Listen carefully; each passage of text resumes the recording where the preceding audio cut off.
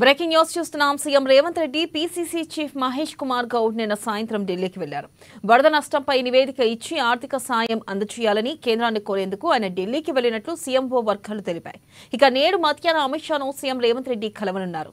రాష్ట్రంలో వర్షాలు, వరదల వల్ల జరిగిన నష్టంపై ఆయనకు నివేదిక అందజేసి తగినంత ఆర్థిక సాయం అందజేయాలని విజ్ఞప్తి చేయనున్నారు. ఆ తర్వాత ప్రధాని మోదీని సీఎం రేవంత్ కలిసే అవకాశం ఉంది. అనంతరం వారు సోనియా గాంధీ, ఖర్గే, కేసీ వేణుగోపాల్ ను కలిసి మంత్రివర్గ విస్తరణ, బీఆర్ఎస్ నుంచి కాంగ్రెస్ లో చేరిన ఎమ్మెల్యేల విషయంలో హైకోర్టు ఇచ్చిన తీర్పు, తర్వాతి పరిణామాలపై చర్చించే అవకాశం ఉంది.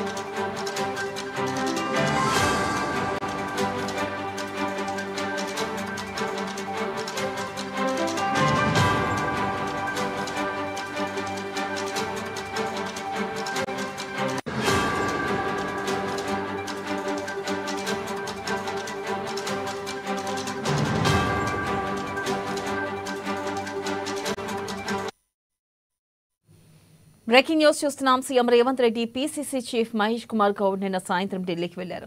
వరద నష్టంపై నివేదిక ఇచ్చి ఆర్థిక సాయం అందజేయాలని కేంద్రాన్ని కోరేందుకు ఆయన ఢిల్లీకి వెళ్లినట్లుగా సీఎంఓ వర్గాలు తెలిపాయి. ఇక నేడు మధ్యాహ్నం అమిత్ షాను అలాగే సీఎం రేవంత్ రెడ్డి కలవనున్నారు. ఇక రాష్ట్రంలో వర్షాలు, వరదల వల్ల జరిగిన నష్టంపై ఆయనకు నివేదిక అందజేసి తగినంత ఆర్థిక సాయం అందజేయాలని విజ్ఞప్తి చేయనున్నారు.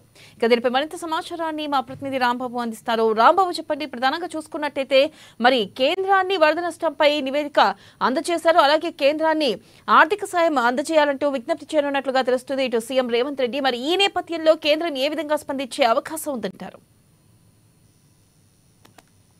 వెన్నెల ముఖ్యమంత్రి రేవంత్ రెడ్డి నిన్న సాయంత్రమే ఢిల్లీకి బయలుదేరి వెళ్లారు. శంషాబాద్ ఎయిర్పోర్ట్ నుండి ఢిల్లీకి వెళ్ళినటువంటి ముఖ్యమంత్రి రేవంత్ రెడ్డి ఈరోజు మధ్యాహ్నం కేంద్ర హోంశాఖ మంత్రి అమిత్ షాతో భేటీ కానున్నారు. ముఖ్యంగా ఇటు మొన్న శివరాజ్ సింగ్ చౌహాన్ కూడా వచ్చి తెలంగాణలో వరద సంబంధించినటువంటి అంశంలో ఏరియల్ సర్వే కూడా నిర్వహించినటువంటి పరిస్థితి. అదేవిధంగా సచివాలయంకి వచ్చి ఇటు జరిగినటువంటి 11 జిల్లాలకు సంబంధించినటువంటి ముఖ్యంగా వరద ప్రభావిత ప్రాంతాల్లో తీవ్రమైనటువంటి నష్టం జరిగింది. ముఖ్యంగా దీంట్లో మహబూబాద్ జిల్లా, ఖమ్మం జిల్లా, అదేవిధంగా సూర్యాపేట జిల్లాకు సంబంధించినటువంటి దాంట్లో తీవ్రమైనటువంటి నష్టం జరిగిన నేపథ్యంలో ఇటు ఫోటో ఎగ్జిబిషన్ కూడా చూసినటువంటి శివరాజ్ సింగ్ చౌహాన్ అప్పటికప్పుడే ఈ యొక్క భారీ ఇటు ఏరియల్ సర్వే ద్వారా చూసినటువంటి నష్టానికి సంబంధించినటువంటి అంశాలు కానీ, లేకపోతే అక్కడ ముఖ్యమంత్రి కూడా అదేవిధంగా ఇటు ఇతర మంత్రులు, అధికారులు కూడా వరదకు సంబంధించినటువంటి నష్టాన్ని ఇటు శివరాజ్ సింగ్ చౌహాన్ కి అయితే తెలిపినటువంటి పరిస్థితి ఉన్నది. ఆ యొక్క నివేదికను కూడా శివరాజ్ సింగ్ చౌహాన్ కి అయితే ఇవ్వడం జరిగింది. ఈ నివేదిక కూడా కేంద్రానికి అయితే అందిన నేపథ్యంలో ఇప్పటికే ఇటు కేంద్రం కూడా అప్పటికే అంటే 3,000 కోట్ల రూపాయలు తెలుగు రాష్ట్రాలకు, అంటే దాంట్లో 1,000 కోట్ల రూపాయలు తెలంగాణకు వచ్చే విధంగా ఇటు ఆ వరద సాయాన్ని కూడా ప్రకటించినా కానీ రేవంత్ రెడ్డి మాత్రం దీన్ని 5,438 కోట్ల రూపాయల మేరకు అంచనా నష్టం జరిగిందని చెప్పేసి అంచనా వేయడం జరిగింది. ఈ నేపథ్యంలోనే అధికారులు కూడా ఒక నివేదిక తయారు చేసి నివేదిక కూడా కేంద్ర ప్రభుత్వానికి అందించడం నేపథ్యంలో ఇక వరద సాయాన్ని పెంచాలని చెప్పేసి కూడా ముఖ్యమంత్రి కోరారు. ఈ నేపథ్యంలోనే మధ్యాహ్నం అయితే ఇటు హోంశాఖ మంత్రితో భేటీ అవుతున్నారు. ఈ యొక్క వరద సహాయాన్ని పెంచాలని చెప్పేసి, అలాగే కేంద్రం నుంచి రాష్ట్రానికి సహాయం అందించాలని చెప్పి అనేక అంశాలలో కూడా తెలంగాణ రాష్ట్రం అభివృద్ధి చెందుతున్నటువంటి రాష్ట్రం. ముఖ్యంగా ఇటు హైదరాబాదు నగరం మినహాయిస్తే మిగతా రూరల్ ప్రాంతాలంతా కూడా అనేక ఇటు ఇబ్బందులు అనేది వ్యవసాయ ప్రభావిత ప్రాంతాలు కాబట్టి, ఇటు వ్యవసాయ ఆధారిత ప్రాంతాలు కాబట్టి ఈ గ్రామీణ ప్రాంతాన్ని కూడా అభివృద్ధి చేయాల్సినటువంటి అవసరం ఉంది. దాంతోపాటుగా హైదరాబాద్ నగరాన్ని అభివృద్ధి చేస్తే యువతకు, గ్రామీణ ప్రాంత యువతకు కూడా ఇక్కడ ఉద్యోగాలు లభించేటువంటి అవకాశం ఉంటుంది. కాబట్టి వివిధ రంగాలలో అభివృద్ధి చెందుతున్నటువంటి తెలంగాణ రాష్ట్రాన్ని, ముఖ్యంగా హైదరాబాద్ ప్రాంతాన్ని ఆదుకోవాలని చెప్పేసి కేంద్ర సహాయాన్ని ఇతర రాష్ట్రాల మాదిరిగా రాష్ట్రాల్లో వాటాలలో కూడా ఇటు తెలంగాణకు అధిక మొత్తాన్ని కేటాయించాలని చెప్పేసి కూడా కోరేటువంటి అవకాశం ఉంది. మొత్తానికైతే ఈ రోజు మధ్యాహ్నం తర్వాత ఈ రాష్ట్రానికి సంబంధించినటువంటి అంశంలో ఇటు కేంద్రానికి గతంలో అనేక సందర్భాల్లో కేంద్ర మంత్రులను, అదేవిధంగా ప్రధాని నరేంద్ర మోడీ కూడా పదే పదే ముఖ్యమంత్రి అయిన కానుండి అనేక సందర్భాల్లో కలిసినటువంటి రేవంత్ రెడ్డి ఈ యొక్క రాష్ట్రానికి నిధులను తీసుకొచ్చేటువంటి ప్రయత్నం చేస్తా ఉన్నారు. కాబట్టి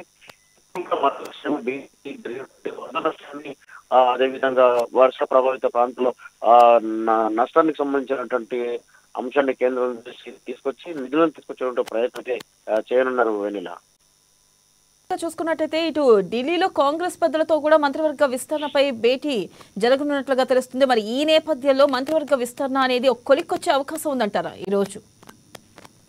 తప్పకుండా వెన్నెల పిసిసి అధ్యక్షునిగా ముఖ్యమంత్రిగా ఉన్నప్పుడు, అంటే ప్రస్తుతం ముఖ్యమంత్రిగా ఉన్నారు, గతంలో పిసిసి అధ్యక్షునిగా ఉన్నటువంటి నేపథ్యంలో కూడా ఇటు రాహుల్ గాంధీని, మల్లికార్జున ఖర్గేను, ప్రియాంక గాంధీని కూడా, సోనియా గాంధీని కూడా కలిసినటువంటి పరిస్థితి. కేసీ వేణుగోపాల్ని కూడా కలిసి రాష్ట్రానికి సంబంధించినటువంటి మంత్రివర్గ విస్తరణలో ప్రధానంగా 6 ఖాళీలు ఉన్నాయి. ఈ 6 ఖాళీలను భర్తీ చేయాల్సినటువంటి అవసరం చూసి శాఖ పరంగా కొంత ఇబ్బందులు ఏర్పడేటువంటి అవకాశం ఉంది. కాబట్టి వీటన్నింటిని కూడా భర్తీ చేయాల్సినటువంటి నేపథ్యంలో ఇటు పోటీ ఎక్కువ ఉన్నటువంటి నేపథ్యంలో కేంద్ర అధిష్టానం దృష్టికి తీసుకెళ్లిన సందర్భంలోనే కేంద్ర అధిష్టానం కూడా ఇటు మొత్తం రేవంత్ రెడ్డికి, ముఖ్యమంత్రికి ఈ యొక్క బాధ్యతలు అప్పగిస్తూ నిర్ణయం తీసుకుంది. కానీ రేవంత్ రెడ్డి మాత్రం ఆచితూచి వ్యవహరిస్తా ఉన్నారు. ఇటు ఒక్కొక్క మంత్రి పదవికి ఉన్నటువంటి 6 ఒక్కొక్క దానికి 3 నుండి 4 పోటీ ఉన్నది. కాబట్టి ఈ పోటీ నేపథ్యంలో ఎక్కడ ఇబ్బంది కాకుండా, వివాదాన్ని తలెత్తకుండా చూసుకునేందుకైతే కేంద్రం, అదేవిధంగా రాష్ట్రంలో ఉన్నటువంటి ఇతర పెద్దలతో, కాంగ్రెస్ పెద్దలతో సమన్వయం చేసుకుంటూ ఈ యొక్క 6 కూడా భర్తీ చేయాలని చెప్పేసి రేవంత్ రెడ్డి చూస్తా ఉన్నారు. గతంలో కూడా ఇది ఒక కొలికి రాకపోవడంతో మరొకసారి రావాల్సిందిగా ఇటు కేంద్ర పెద్దలు రేవంత్ రెడ్డికి చెప్పడంతో నిన్న ఢిల్లీకి వెళ్ళినటువంటి ముఖ్యమంత్రి రేవంత్ రెడ్డి ఈ రోజు ఏఐసిసి నేతలను కూడా కలిసేటువంటి అవకాశం ఉంది. ఏఐసిసి నేతలను కలిసిన తర్వాత ఈ యొక్క ముఖ్యంగా ఎక్కడైతే మంత్రివర్గం ఇప్పటికే మంత్రులు లేనటువంటి జిల్లాలు ఉన్నటువంటి ఆదిలాబాద్ కానీ, హైదరాబాద్ కానీ, నిజామాబాద్ కానీ, రంగారెడ్డి కానీ, ఈ జిల్లాలకు సంబంధించి ఇంతవరకు మంత్రి స్థానం దక్కలేదు. కాబట్టి అక్కడ జిల్లాలకు అవకాశం కల్పించే అవకాశం ఉంది. కాబట్టి అందులో ఇప్పటికే ఒక్కొక్కరు 3 నుండి 4 పోటీ పడుతున్న నేపథ్యంలో ఎవరికి వాళ్ళ దానిపైన మల్లగులాలు పడుతున్నటువంటి రాష్ట్ర నాయకత్వం, అదేవిధంగా ఇటు ముఖ్యమంత్రి రేవంత్ రెడ్డి ఇటు కేంద్రంతో అక్కడ నుండే ఒక ప్రకటన చేయించేటువంటి అవకాశం ఉంది. కాబట్టి కేంద్ర పెద్దలు ఎవరినైతే సూచిస్తారో వాళ్ళకి ఇవ్వాలని చెప్పేసి రాష్ట్రం నుండి కూడా కొన్ని సూచనలు ఇచ్చేసిన తర్వాత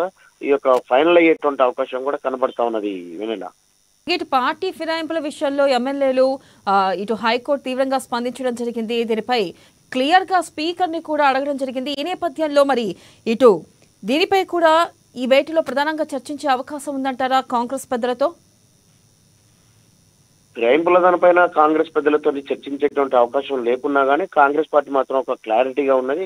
గతంలో కూడా సుమారుగా 38 మందిని ఇతర పార్టీల నుంచి ఎమ్మెల్యేలను కాంగ్రెస్ పార్టీ నుండి, టీడీపీ పార్టీ నుండి, సిపిఐ నుండి ఎమ్మెల్యేలను బీఆర్ఎస్ పార్టీ తీసుకున్నది. అనేక సందర్భాల్లో కూడా కాంగ్రెస్ పార్టీ దీనిపైన కోర్టు కూడా వెళ్ళినటువంటి పరిస్థితి. కోర్టు కూడా ఆలస్యంగా స్పందించిందని చెప్పేసి ఇప్పటి మాదిరిగా గతంలో స్పందించలేదు. ఏదేమైనా కోర్టు నిర్ణయాన్ని అయితే స్వాగతిస్తా ఉన్నాం ఫిరాయింపుల విషయంలో.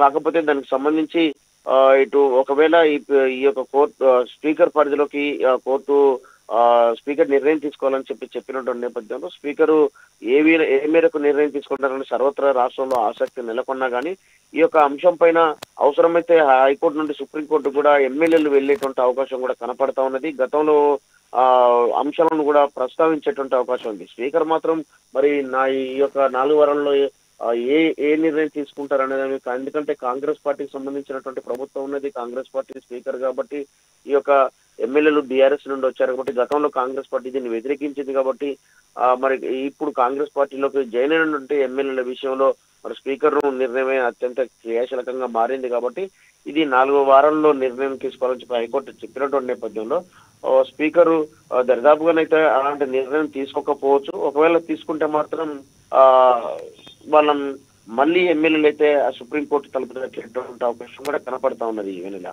Right Rambabu, thank you.